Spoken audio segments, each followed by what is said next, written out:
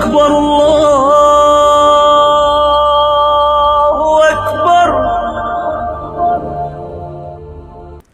کسی بھی وجہ سے حمل روکا جا رہا ہو, آپریشن کر کے عورت کی بچہ دانی نکال دینا یا مرد کے لیے نس بندی کر لینا تمام علماء کے نزدیک حرام. یہ آخری مسئلہ بیان کر کے بیان ختم کرتا ہوں میں.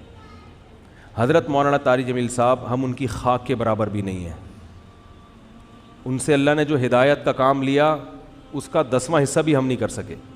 بہت بڑے بزرگ ہیں, لیکن کوئی کتنا بھی بڑا عالم ہو اس سے مسٹیک ہو سکتی ہے. حضرت سے یہ غلطی ہوئی ہے کہ انہوں نے ایک بھری محفل میں یہ بتایا کہ گاؤں میں ایک عورت کے 10 بچے تھے, تو میں نے اس عورت کو مشورہ دیا کہ آپریشن کر لو. چونکہ یہ ایک نجی مجلس میں بات ہوتی تو پھر تو میری کیا اوقات ان کے سامنے کہ میں ان کو غلطی پر تنبیہ کروں, میری تو کوئی اوقات نہیں ہے. لیکن چونکہ ایک بھری محفل میں بات ہوئی ہے اور ان کی ایک بڑی ویلیو ہے, اہمیت ہے, بہت سے لوگ ان کے اس تبصرے سے, بہت سی عورتیں وہ مس گائیڈ ہو سکتی ہیں اور وہ آپریشن کرا سکتی ہیں کہ بچہ آئندہ نہ ہو. تو حضرت سے یہ خطا ہوئی ہے اور ہر آدمی سے ہو سکتی ہے خطا. ہمیں بات وہ لینی ہے جو اللہ اس کے رسول کی ہے. بات آئیے سمجھ میں. 10 بچے بھی ہو جائیں, 20 بھی ہو جائیں, عورت آپریشن, حضرت نے جو یہ ان کو مشورہ دیا نا اس گاؤں کی عورت کو, یہ غلط مشورہ دیا. غلطی ہوتی ہے, مجھ سے بھی ہوتی ہے, میں بڑی بڑی مسٹیک کرتا ہوں اور ہم سے تو زیادہ ہوتی ہے, ان سے کم ہوتی ہے, لیکن یہ بہت بڑی مسٹیک ہوئی ہے حضرت سے, جو کہ ہر ایک سے ہو سکتی ہے. لیکن یہ غلط ہے, حرام ہے. 10 کیا 15 بچے بھی ہو جائیں, آپ حمل روکنے کے لیے آپریشن نہیں کر سکتے, نہ مرد نسبندی کر سکتا ہے. اس کی دلیل کیا ہے؟ دلیل اس کی یہ ہے کہ اللہ نے انسان کو اس کے جسم میں کانٹ چھانٹ کی اجازت نہیں دی ہے. خودکشی کیوں حرام ہے؟ آپ اپنے آپ کو مار نہیں سکتے. آنکھ پھوڑنا جائز ہے اپنی, کیونکہ آنکھ میں دیکھنے کی طاقت ہے. آپ کو یہ اجازت نہیں ہے کہ آپ اپنی آنکھ سے دیکھنے کی طاقت ختم کر دیں. کانوں میں اللہ نے سننے کی طاقت رکھی, آپ کان کی خودکشی نہیں کرا سکتے. یعنی جیسے اپنے آپ کو نہیں مار سکتے تو کسی عضو کو بھی نہیں مار سکتے آپ. بات آ رہی ہے سمجھ میں؟ تو اسی طرح یاد رکھو, عورت میں جو اللہ نے قوت تولید رکھی ہے, کوئی ایسا طریقہ اختیار کرنا کہ یہ سرے سے قوت ہی ختم ہو جائے, تو عورت نے اپنے اس عضو کو ناکارہ بنا دیا. تو جیسے آنکھ کو اندھا بننا جائز نہیں آپ کے لیے, ناک کاٹنا, کان کاٹنا جائز نہیں, تو اسی طرح عورت کے لیے قوت تولید ختم کرنا حرام ہے, کیونکہ یہ قرآن کے بالکل خلاف ہے.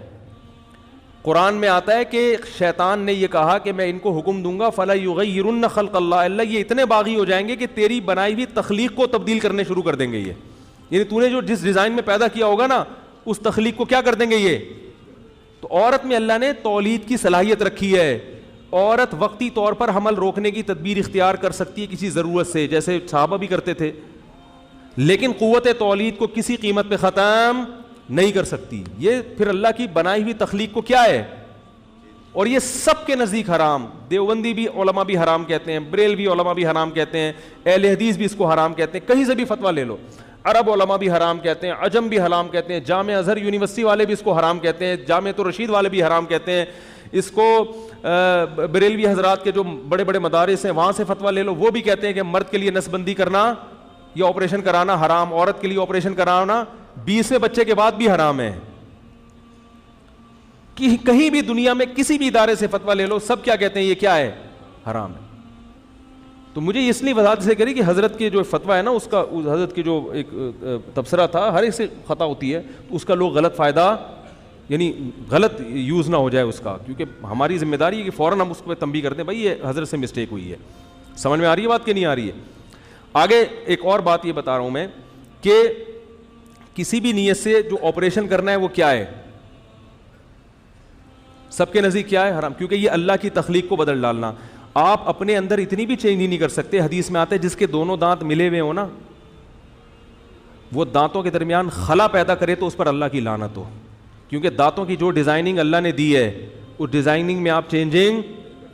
اسلام میں زینت تو ہے, زینت کا مطلب جیسے ہو نا اسی کو لپائی پتائی کر کے ذرا خوبصورت بن جاؤ. اس میں ڈینٹنگ پینٹنگ کا کام شروع کر دیا نا آپ نے کہ چینجنگ, یہ مری لاکھ چونکہ موٹی ہے اس کو ڈاکٹر صاحب پتلی بنا دو, یہ حرام ہے, کبیرہ گناہ ہے.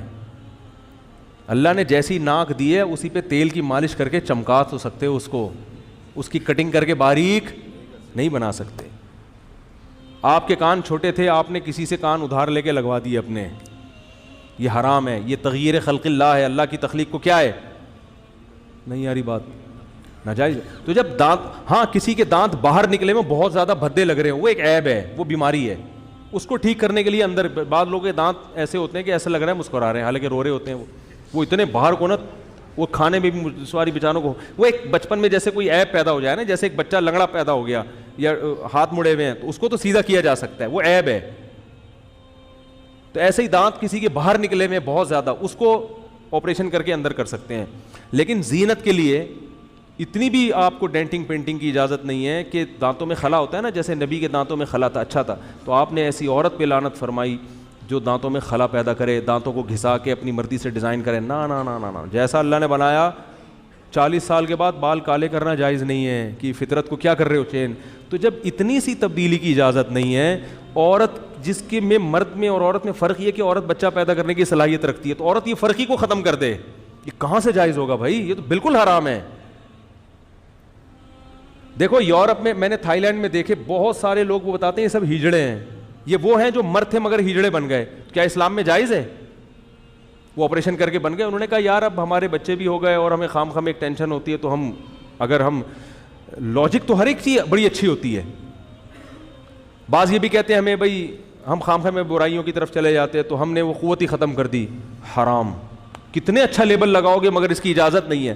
عثمان ابن مظعون رضی اللہ تعالیٰ عنہ کہتے ہیں, صحیح حدیث ہے, کہ ہم جب سفر میں ہوتے تھے, بیویوں سے دور ہوتے تھے, وہ بڑے صحت مند لوگ تھے, کہتے ہیں ہم میں گناہ کا خطرہ ہو جاتا تھا, بیویاں ہیں نہیں اور اتنی زیادہ شہوت ہوتی تھی, تو ہم نے نبی سے اجازت دی کہ ہم کوئی ایسی چیز کھائیں جس سے ہم خسی ہو جائیں, یعنی ہمیں مردانہ قوت کیا ہو جائے, ختم.